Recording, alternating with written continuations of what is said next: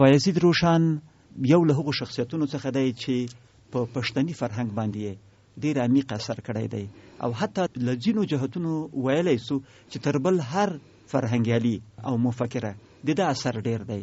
ځکه که د مخزن الاسلام کتاب په ډېرو زمانو کې تدریسي کتاب و او د رحمان بابا د دیوان غوندې یو مهم کتاب و او د ده په مخالفت کې لیکل شوی و د پیر روشان، نو هم په حقیقت کې د پیر روشان د غورځنګ ادامه او عکس العمل و. لیکن د پیر روشان په کیسه کې ډېرې خبرې ناسپړلې پاتې دي. د ده د تولد کال سم نه دی معلوم او قبر هم نه دی معلوم. ډاکټر اختر مرحوم په پېښور پوهنتون کې استاد و، هغه چې په روشانیانو باندې د خپلې دکتورا رساله لیکله، نو یو ورځ یې ویل وایي زه د اباسین په غاړو او په نورو سیمو کې په ډېرو کلیو وګرځېدم چې د روشان پیر د قبر په حصه کې یو څه ترلاسه کړم، یو پته ولګوم، خو هېڅ مې ترلاسه نه کړل. نو داسې یو څوک دی چې ژوند کې هم ابهامونه ډېر دي. له بلې خوا د ده هغه کومه مفکوره چې ده د هغې په حصه کې هم ډېرې متفاوتې خبرې کېږي. ځینې ډېره سیاسي ګڼي، ځینې سیاست پکې نه ویني، ټوله له مذهب سره متعلقه ګڼي، ځینې بیا په مذهب کې مختلف تعبیرونه کوي په دیني لحاظ باندې. دا یې بل اړخ دی. او درېیم اړخ د روشان پیر د مطالعاتو په حصه کې د ده ادبي اهمیت دی.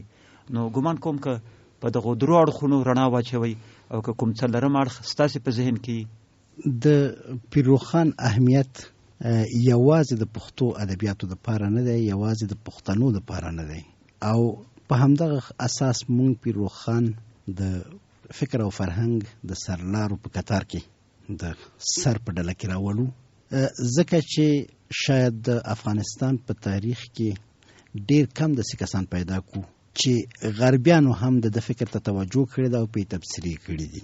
د 20 پیړۍ نه مخکې د پیر روښان په اړه چې کومې مفکورې خپرې شوې وي، خصوصا په 19 پیړۍ کې د انګریزو څېړونکو لخوا، هغه افسانې وي چې د پیر روښان په ضد د پېښور او د پېښور په شاوخوا سیمو کې رواج وي.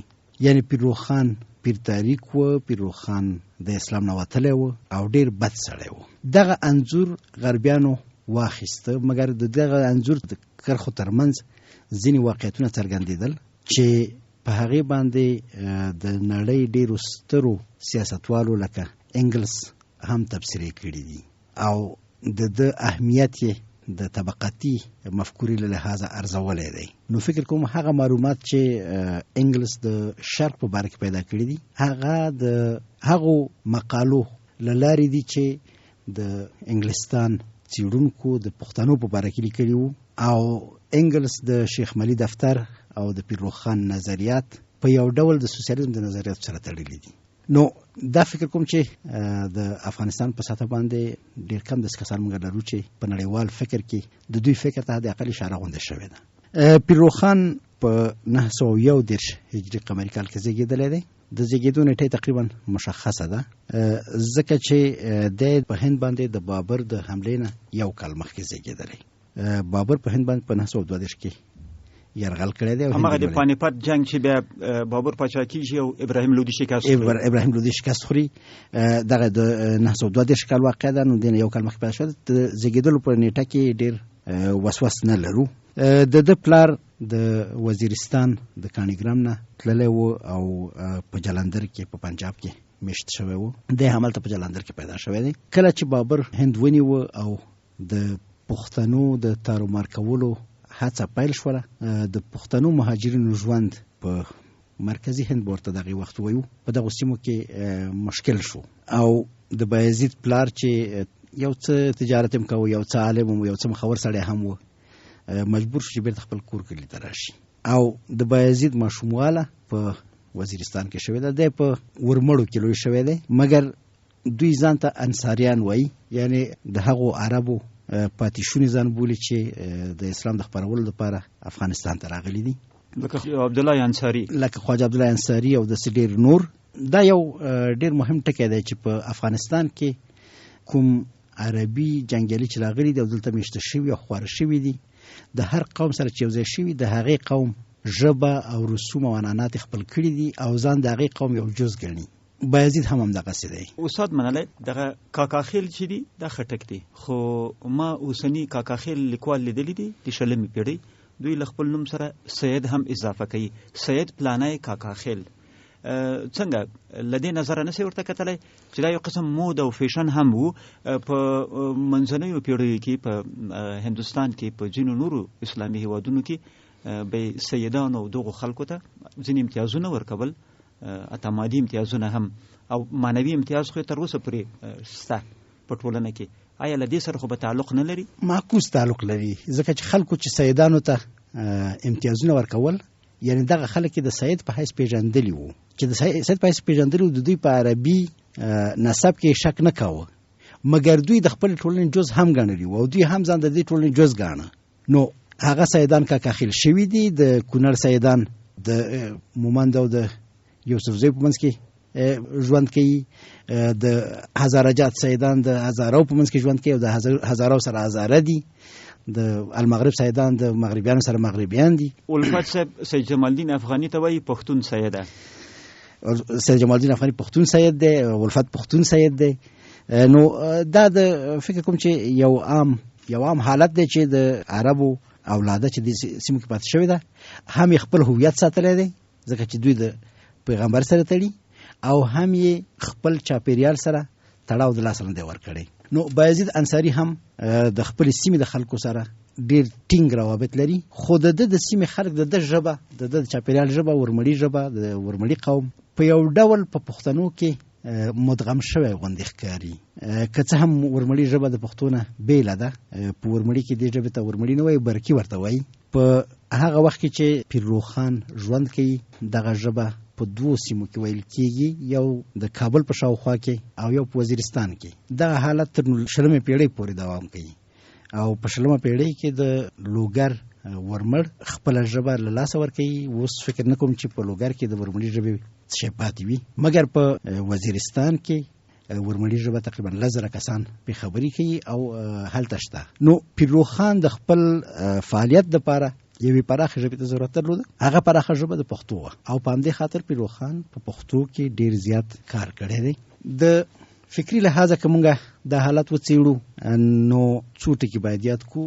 د اسلام له ظهور سره ختیځې نړۍ د فکري لحاظه ډیره وده وکړه، خصوصا په دغه وده کې د یوې خوا د اسپانیې او د اروپا سره نږدې سیمو پوهانو نقش ولوباوه او له بل خوا د افغانستان د شاوخوا سیمو پوهانو په دې کې ډیر زیات نقش ولوباوه. د حتی د اسلامي فقه په جوړولو کې او په تدوینولو کې هغه کسان چې ډیر زیات نقش لري اکثره یې د اوسنی سعودي عربستان نه بهر دي. د حنفي فقه بنسټ ایښودونکی امام ابو حنیفه د کابل دی، یا اصل د کابل دی، کابلیو اصل دی. امام بخاری چې تر ټولو مهم د احادیثو کتاب تدوین کړی دی هغه د بخارا دی. ترمذی همدغه سي د اکثره احادیث چې دي د اسلامي دنیا د شرقي حوزې خلکو راټول کړي، د شرقي حوزې خلکو راټول کړي دي او دا ځکه چې دوی دغه ډول فکر سره زیات ارتباط درلود. بل د فقهي او قانوني تدوین په برخه کې هم دوی تجربه درلودله. نو دا خلک د اسلام د فکر په یا د اسلامي فکر په وده کې ډیر زیات نقش لري. د عباسیانو په دور کې هم د فکر وده ته ډیر زیات پام کیږي او په فرهنګي فعالیتونو کې، په علمي فعالیتونو کې اسلامي نړۍ د جهان مخکښه برخه ده.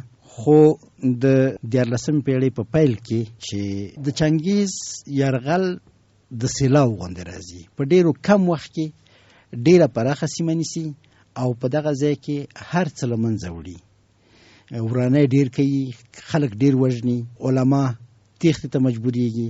نو په دغه شرایطو کې په دې سیمه کې اخلاقی بحران، د ژوند د امنیت بحران، سیاسي بحران، هر څه شته او خلک په یو ډیر بد وضعیت کې ژوند کوي. په هرات کې حتی د کرکیلې لپاره څاروي نه پیدا کیږي چې قلبه پې وکړي او قلبه انسانان کش کوي. د هندوکش جنوب خواته هم ډیره مشهوره مصره به یاده کو چې پر سور غلبر راته نن اور دی. نو دلته هم په هر ځای کې ورونه بل دي. د دغه فکري بې ثباتۍ په فضا کې د تکیې یوازینی ځای چې پاتې کېږي هغه تصوف دی. نو په دغه وخت کې ډېر ګڼ تصوفي مکتبونه رامنځته کیږي په مرکزی اسیا کې، په هند کې، په فارس کې. نو په دغه شرایطو کې د پیروخان لپاره دا زمينه مساعده ده چې په افغانستان کې د پښتنو په سیمه کې همدغه یو خوځښت ایجاد کړي چې دا هم سیاسي خوځښت دی او هم فکری خوځښت دی. نو په دغه فضا کې بایزید هم تصوف ته مخه کوي. د دې یو تربور چې بل تاریخ سلسله لري او یو تاریخي سره تړلې دی، د هغه ته ورځي غواړي چې دغه نه یو څه زده کړي، مګر پلار مخالفت کوي. تربګنی او طریقات سره په ټکر کې واقع کیږي او بایزید نه پلار خپل کولای شي نه خپل اراده بدلولای شي. نو بل اخره د مجبوریږي چې په یوازې پرته لپاره کامل نه د تصوف په لار روان شي. او دا خبره په هغه وخت د منلو خبره نه ده. په تصوفي مکتبونو کې د سالک لپاره تر ټولو مهم شرط دا دی چې یو پیر باید ولري او د پیر په لاس باید بیعت وکړي. بایزید ته دغه زمينه نه مساعدېږي. لبل لوري اکثر مکتبونه چې د ورسره آشنا دي په یو ډول نه یو ډول د تظاهر سره نښتي دي، په یو ډول نه یو ډول د خلکو د غولولو سره نښتي دي او دا دغه قناعت هم نه حاصلوي. نو په دغه شرایطو کې د په یوازې سر د اعتکاف د لارې او د فکر د لارې د ریاضت د لارې ځان ته ولر پیدا کوي او بل اخره چې د خضر علیه السلام په خوب کې ګوري، خضر دته اجازه ورکوي چې بس ته په خپل پیر کامل شول یو نور ته شروع وکړه د خلکو را بللو ته او د خپل دعوت شروع کوي. خپل دعوت اول د خپل کورنۍ نه شروع کوي او همدغه سي پراخي په پښتني سیمه کې په ډېر کم وخت کې د ډیر زیات نفوذ پیدا کوي. چې یو جالبه کیسه د بندي کېدل دي چې نیول کیږي او کابل ته را لېږل کیږي او د کابل لوی حاکم میرزا حکیم چې د مغولو یو حاکم دی د محاکمې لپاره خپل مشر قاضي ته قاضي خان ته وړاندې کوي او دغه سره یو مناظره کوي چې ډېره مشهوره مناظره ده. په دې مناظره کې بایزید خپل فکری تمایلات په ډېر وضاحت سره بیانوي. په همدغه وخت کې د مخالف مولایان د په ضد باندې ډیر زیات تبلیغات کوي او د کافر بلی. نو وبخښئ په دې باندې خو تور دا دی چې د پیغمبري دعوه لري او دی وایي چې په ما وحی نه راځي او د قاضي ته وایي چې زه خو په همدغه مناظره کې قاضي دنه پوښتنه کوي چې خلک وایي چې ته ځان ته مهدي وایي. د جواب ورکوي چې ځان ته مهدي نه وایم، ځان ته هادي وایم. زه د خلکو د لارښوونې لپاره او د حق د معرفت لپاره کار کوم. نو دا چې خلک له هادي نه مهدي جوړي دا د هغوی ګناه ده. بیا ورته وایي چې دعوه کوي چې ما باندې وحی راغلی ده او د خیر البیان د بیان طرز هم کېدای شي یو څه دغه التباس زمینه مساعده کړي. دا به جواب وایي چې ما باندې وحی نه راځي، ما ته الهام کېږي. بیا ترې قاضي پوښتنه کوي چې ته څنګه د الهام او د وسوسې ترمنځ د شیطاني وسوسې ترمنځ فرق کوي. دا جواب ورکوي چې په قرآن او حدیثو باندې او د مشایخو په کړنو باندې زه د دې تفکیک کوم چې چیرته د قرآن د حدیث او د مشایخو د لارښوونو سره برابري هغه الهام ګڼم او که د هغې مخالف هغې ته وسوسه وایم. بله ترې پوښتنه کوي چې ته وایې چې ما باندې کتاب نازل شوی دی او دی ورته وایي چې دغه کتاب خیر البیان نومیږي، دا ماته د دې راته الهام شوی دی او په 40 فصلونو کې ما دا بیان کړی دی. نو دا د هغه ډیره مهمه مناظره چې پیروخان پکې د کابل د حکومت سره مقابله کې واقع کیږي او بل اخر د کابل حکومت د مذهبي مشروعیت پیژني. استاد منله یو خبره بل هم کول غواړم. پیروشان یو ځل مخکې هم په وزیرستان کې هم له مشکل سره مخامخ شوی وو، بیا د خلکو جرګه ولو بیا سپینګورو ویلی و چې اوس نوري طایفي ګرځي، نور خلک ګرځي، د نورو عقیدو خلک دلته ګرځي، آزاد پیروشان هم پکې ګرځي. یعنی یو قسم اجازه یې ورکړه. بیا په دې باندې چې د کفر ټاپه لګول کیږي یا د بیلاریتوب ټاپه په لګول کیږي، د هغه وخت چارواکي دای سم د سیلمنځ نه وړي بلکې دته یو محاکمه جوړوي او په هغه محاکمه کې معلومیږي چې دای خپل استدلال کولای شي، دای خپل بحث آزاد کولای شي. نو دغه پیشي او دغه واقع دا هم راتوي چې په هغه وخت کې لډیرو مشکلاتو سره سره یو څه آزاد فکری هم و او که هغه آزاد فکری نه وای او وارله له هرې خبرې سره وژل وای نو بیا به نه روشن پیرو او نه به کتابونه و او نه به د اسلامي فرهنګ ته او افغاني فرهنګ ته دغه خدمت رامنځته شوی و. څنګه آیا د هغه وخت له ټولو مشکلاتو سره سره دغه خبره هم کولای شو؟ دغه خبره کولای شو. نو د خبرو لپاره د مباحثې لپاره زمينه مساعده ده. پیروخان چې کله خپل عام دعوت شروع کړي اول کسان پاچایانو ته لیږي، امیرانو ته لیږي. یعنی هم په حکومت کې یو څه زغم شته د متنوع فکر د منلو، د بل فکر د منلو لپاره، یا د اوریدلو لپاره دی بل فکر او هم په خلکو کې یو څه زغم شته. دا د هغه وخت یو پرمختګ د پټولنه کې دا زغم په هغه ټولنه کې شته. دا زغم ته فکر کوم چې د افغانستان د دغه جغرافیایي سیمې یو تاریخي خاصه ده. دغه فرهنګي فضا سره سم پیروخان خپل دعوت د سیمې غټانو او مشرانو ته هم ورستوي، کتابونه لیکي او د پاچا دربار ته لیږي، د خانانو دربارونو ته لیږي.